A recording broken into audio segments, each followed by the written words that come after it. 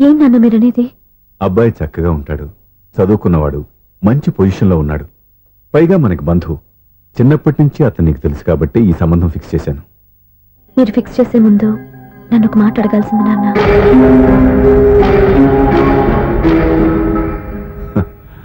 అడిగి చేసుకునే కుటుంబంలో నువ్వు పుట్టలేదు, అడిగి చేసే తండ్రి నేను కాదు. నిజమే, నేను కూడా. చూడమ్మా, నువ్వు పుట్టినప్పటి నుంచి నీకేం కావాలో నిన్ను అడగకుండానే ఆలోచించి అన్నీ చేశాను. నీ చదువు, ఉద్యోగం అన్నీ నా నిర్ణయం ప్రకారం సవ్యంగా జరిగిపోయాయి. నీకు ఏ క్షణంలో ఏం కావాలో తెలిసిన వాణ్ణి నీకు ఎలాంటి భర్త కావాలో నాకు తెలీదా? నీ మాట నేను ఇప్పుడు కాదని అనలేదు, అనను కూడా. ఈ పెళ్లి కూడా కాదనేదాన్ని కాదు. నా మనసులోకి వేరొక రాకముందైతే. క్షమించండి నాన్న, నేను ఒకతన్ని ప్రేమించాను. అతన్ని తప్ప వేరెవరిని చేసుకోలేను.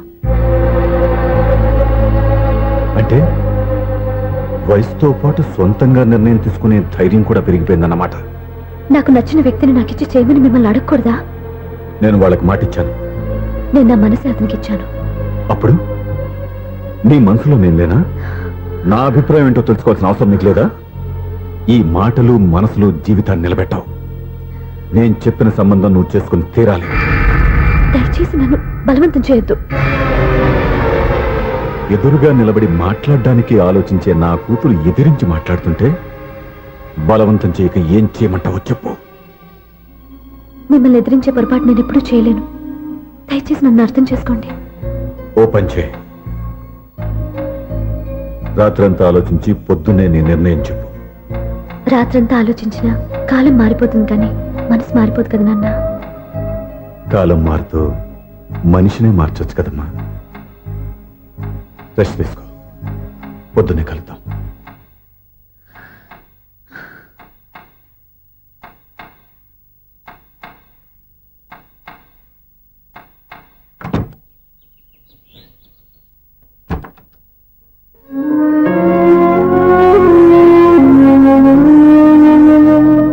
టీ తీసుకోండి.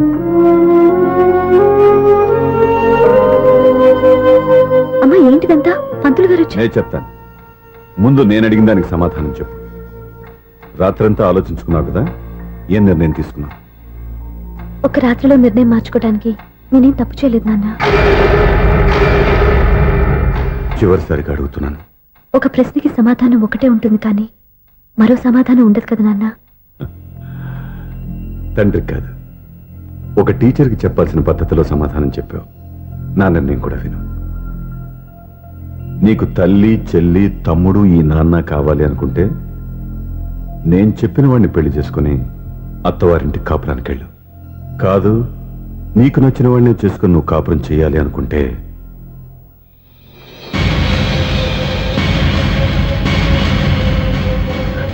నాన్న, నా మాటకి, నా నిర్ణయానికి కట్టుబడి నన్ను గౌరవించేదే నా కూతురు.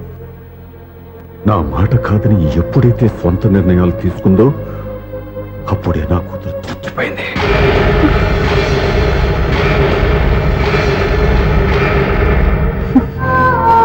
చాలా సంతోషంగా ఉంది నాన్న.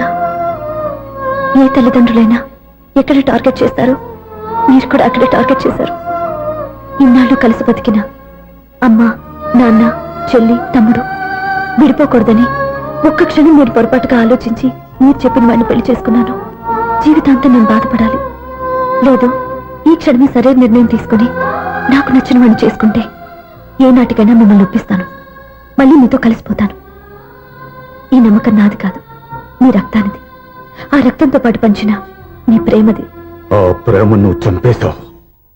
నా గొంతులో ప్రాణం ఉన్నంతకాలం నువ్వు అనుకున్నట్టు జరగదు. నేను మారను. మారుతారు, కాలం మారుస్తుంది. నీ నమ్మకం నీది, నా నమ్మకం నాదే. నువ్వు వెళ్ళొచ్చు.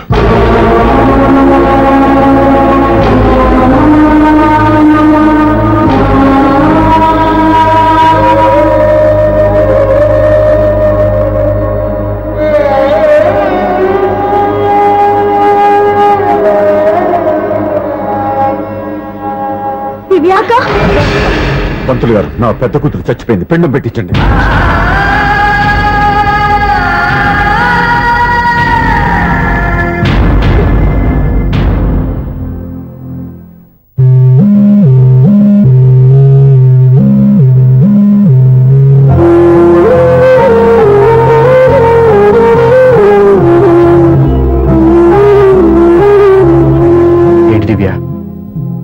అలా కన్నీళ్లతో మన లైఫ్ స్టార్ట్ చేయటం ఏమైనా బాగుంటుందా? మా ఇంట్లో మా వాళ్ళ సమక్షంలో జరగాల్సిన సాంప్రదాయం ఎవరు లేకపోవడంతో చాలా బాధగా ఉంది. ఏంటి అలా మాట్లాడుతున్నావు?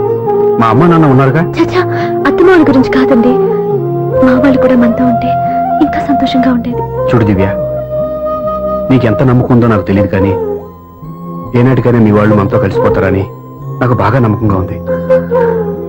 నేను చెప్పింది జరుగుతుంది, తప్పకుండా జరుగుతుంది. దీని గురించి ఇంకేం ఆలోచించకుండా హ్యాపీ రెస్ట్ తీసుకో. ఓకే?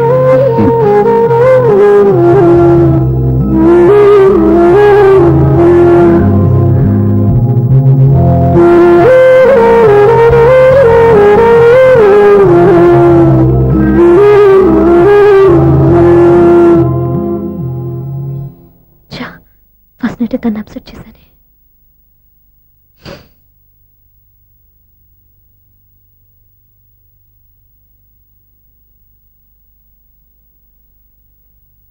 ఏమండి శ్రీవారు, అసలు మీ మనసులో ఏమనుకుంటున్నారు?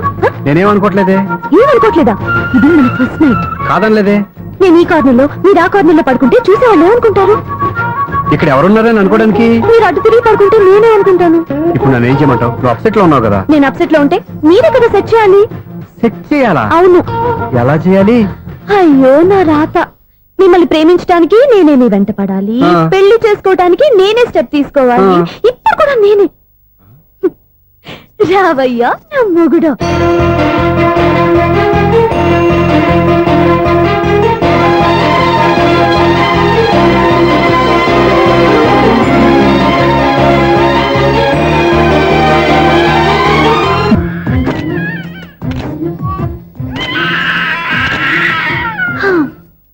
నిన్ను నీ బాబుని రెడీ చేయటం నా వల్ల కాదు. మీ నాన్న మీ అమ్మ కోసం తాజ్మహల్ కట్టాడు, ఇప్పటి వరకు చూపించకుండా దాచేశాడు. ఇప్పుడు మనం వెళ్ళి చూడబోతున్నాం. దివ్య, వస్తున్నా. ఇంకా రాయాల్సిన చాలా ఉన్నాయి, తొందరగా రాయి. కంగారు పెట్టకండి, తప్పుడు రాసేసాను. వెళ్దామా? ఏంటి దివ్య ఇంత లేటు? ఊరికే టెన్షన్ పడకరా, అమ్మాయిని జాగ్రత్తగా తీసుకెళ్ళు. ఈవిడి గారికి మావగారు సపోర్టు, మా ఆయన ఏమన్నా అంటే ఊరుకోను. మావగారికి ఏమో ఈవిడి గారి సపోర్టు. మావయ్య, మీరు అత్తయ్య వస్తే బాగుంటుంది కదా. ఎల్లుండి గృహప్రవేశం కదమ్మా, ఇంకా చేయాల్సిన పనులు చాలా ఉన్నాయి. ముందు మీరు వెళ్ళండి, తర్వాత మేము వస్తాం. సరే రా. జాగ్రత్త వెళ్ళండి. ఆగు, కుడికాలు ముందు పెట్టి లోపల రా.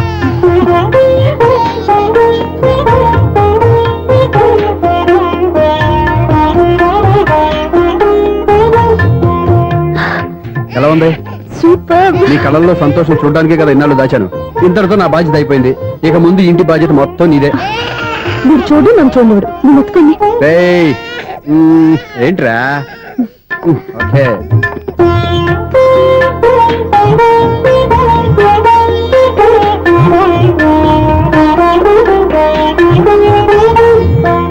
బెడ్రూమ్ చాలా బాగుందండి. నైట్ టైం ఇంకా బాగుంటుంది. నీకు వేరే పనేం లేదు. ఇదిగోరా నీ రూము, ఇది వీడి రూము. ఎలా ఉంది? చాలా బాగుంది. పైకి చూపిస్తాను. ఇల్లు నీకు నచ్చేలా కట్టాలని ఎంత ఆలోచించాను అనుకున్నావు? అంతేకాదు, అటు చూడు, బీచ్ మొత్తం కనిపిస్తుంది. Super view. ఈ ఏరియాలో ఈ ప్లేస్ సంపాదించడానికి చాలా కష్టపడాల్సి వచ్చింది. అవునా? ఏరియా కూడా నీకు నచ్చాలి కదా. ఇదిగో ఈ పొజిషన్ చూస్తే సిటీ మొత్తం కనిపిస్తుంది. అవునండి, చాలా బాగుంది. చాలా బాగుంది.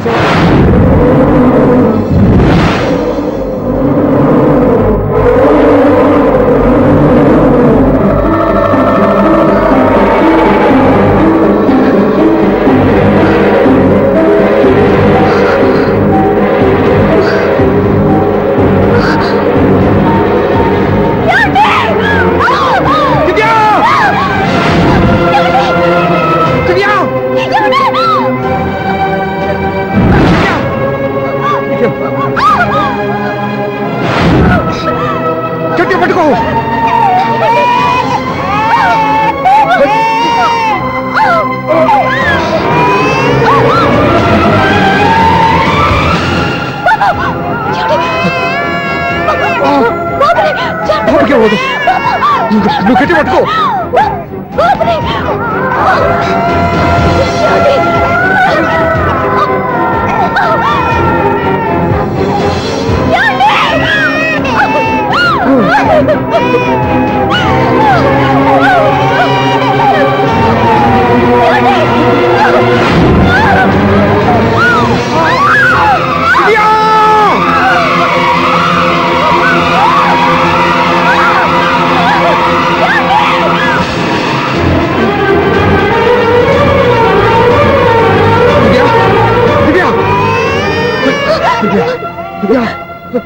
ఏమండి? నీకేం కాదు, నువ్వేం భయపడద్దు. నా హాస్పిటల్కి వెళ్దాం, పద. నా మాట వినండి, నా మాట వినండి. నేను చెప్పే లేకపోతే జీవితంలో మీతో మాట్లాడే చివరి క్షణాలు కూడా మిగలవు. నూరేళ్ల జీవితంలో ఏ భార్య పొందలేని సంతోషాన్ని, ప్రేమని ఈ 2 ఏళ్లలో నేను పొందాను. మీరు చూపించిన ప్రేమకు నా వాళ్ళనే కాదు, ఈ ప్రపంచాన్ని మర్చిపోయాను. ఇంతకన్నా ఆడదానికి ఏం కావాలి? నేను చచ్చిపోతున్నందుకు బాధపడలేదండి. ఆ మాట అనుకో, నీకేమవుతావు. ఏదో ఒక నాటికి మా నాన్నని కన్విన్స్ చేయగల నమ్మకంతో ఉన్నాను. తన కూతురు తప్పు చేసిందని ఆయన అనుకుంటున్నారు. నేను చేసింది కరెక్ట్ అండి, ఆయనకి తెలియాలి. ఇప్పుడు అన్నీ ఎందుకు చెప్పు. మన బాబుని ఆయన ఎత్తుకోవాలి. వీడు నా మనవడు, నా మొదటి వారసుడని మన బాబుని మా నాన్న ఒప్పుకోవాలి. అలాగే దివ్య, నువ్వు అనుకున్నట్టు అన్ని జరుగుతాయి. నేను బతుకుండగా తీరిన కోరికలు నేను చనిపోయాక తీరాలండి. ఇప్పుడు అవన్నీ ఎందుకు, అన్ని జరుగుతాయి. మన ఇద్దరం కలిసి నెరవేర్చుకుందాం.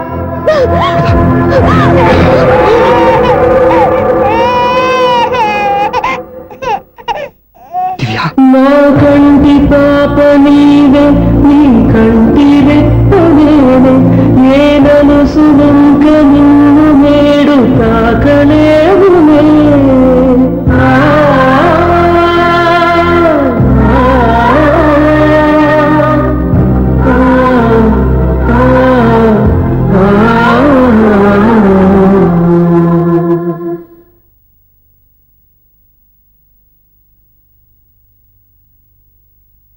పెళ్ళాం చనిపోతే మర్నాడే పెళ్లి చేసుకుంటున్న ఈ రోజుల్లో ఆమె చితిమంటలు ఇంకా నీ గుండెల్లో మండుతున్నా ఎలా సంతోషంగా ఉండగలుగుతున్నావు? ఛ, ఇలాంటి ఉన్న నేను అనుమానించింది. లేదు, ఆ కుటుంబం మీద ఉన్న గౌరవంతో వాళ్ళకి అన్యాయం జరగకూడదు అనుకున్నావే కానీ ఇందులో నీ తప్పేం లేదు. నువ్వు నిలదీయబట్టే ఈ రోజు నిజం చెప్పి నా మనసులో బాధ నీతో పంచుకున్నాను. నువ్వు లేకపోతే ఈ బాధ చెప్పుకోవడానికి నాకు తోడెవరున్నారు?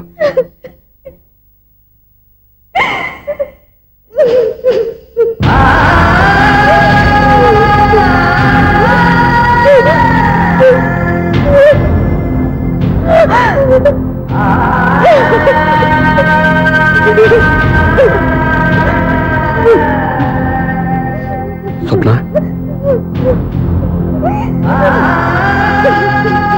స్వప్న ప్లీజ్.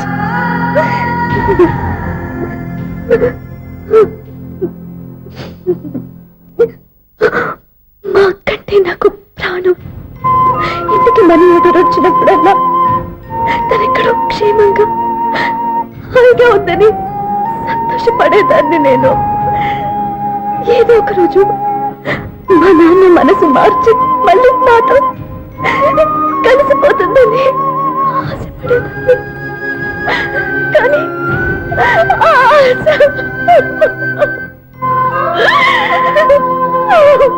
స్వప్న ప్లీజ్ ఏడవద్దు. అక్క దూరం అయిపోయింది, నువ్వు ఏడుస్తున్నావు. కానీ నేను నీలాగే కన్నీళ్ళు పెడితే నిజం అందరికీ తెలిసిపోతుంది. అప్పుడు నేను ఏ ఉద్దేశంతో ఇక్కడికి వచ్చానో అది నెరవేరదు. అందుకే నాలో ఉన్న బాధని నాలోనే సమాధి కట్టుకున్నాను.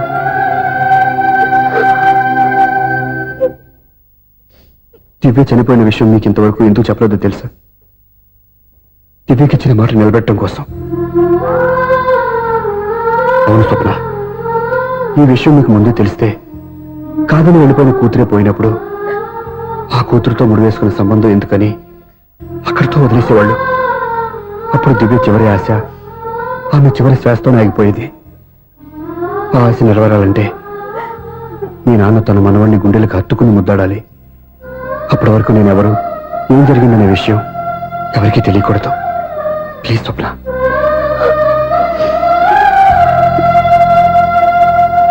అవును, బాబు ఎక్కడా?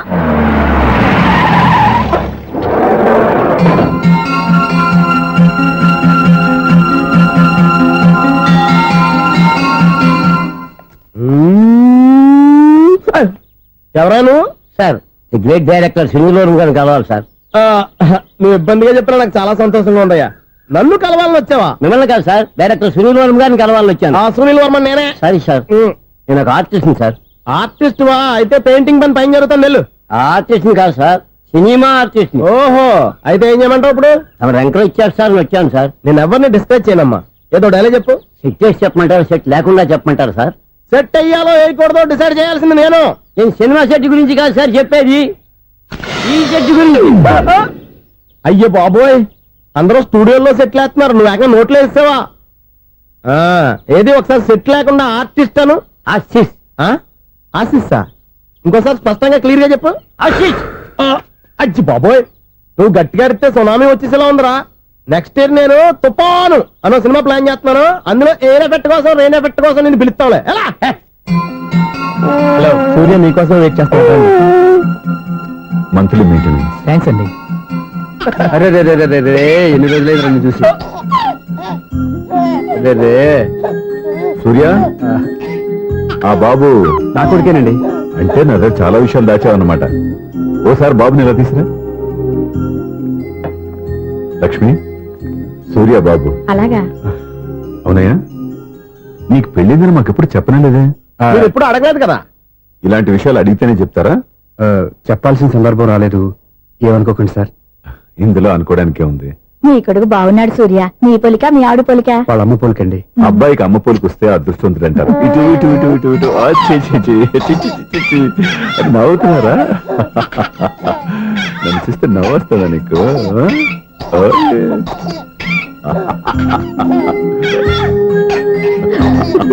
ఎంత అందంగా నవ్వుతున్నారా నాన్న. లక్ష్మి, వీడిని చూస్తుంటే ఎక్కడ చూసిన మొహంలో లేదు, అవునండి. తెలిసిన మొహంలో లేదు. అయ్యో, బాగానే తాతగారిని నడిపేశాం కదరా. వెరీ బ్యాడ్ రా, వెరీ బ్యాడ్. ఫస్ట్ టైం ఎత్తుకోగానే పాస్ పోసాడంటే ఎత్తుకున్న వాళ్ళకి బాబుకి ఏదో బంధం ఉన్నట్టు అర్థం. మన బాబుని ఆయన ఎత్తుకోవాలి. వీడు నా మనువడు, నా మొదటి వారసుడని మన బాబుని మా నాన్న ఒప్పుకోవాలి. ఏం సూర్య, నేను చెప్పింది కరెక్టేనా? పెద్దవాళ్ళు మీరు చెప్పారంటే తప్పకుండా నిజమే ఉంటుంది. రై, నీకు నాకు ఖచ్చితంగా ఏదో బంధం ఉందిరా. ఏమంటావు? ఇటీవండి. వీళ్ళు అమ్మరాలదా? ఆమె లేదండి. అదే సాఫ్ట్వేర్ స్పెషల్ ట్రైనింగ్ గా యూఎస్ వెళ్ళింది. వెళుతూ వెళుతూ వీడి బాధ్యత నాకు అప్పచెప్పింది. ఏం పర్వాలేదు. వీడికి ఇక్కడ ఇంతమంది బంధువులుంటే ఇంకా ఏం లోటు. కొన్నాళ్ళు పోతే అమ్మనే మర్చిపోతాడు.